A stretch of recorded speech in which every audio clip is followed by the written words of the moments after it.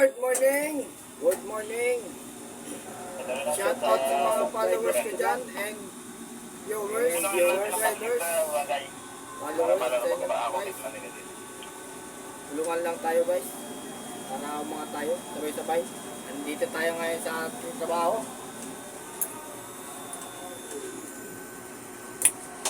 Hauling na naman. Back to work na naman tayo guys. Kailangan natin magsipag.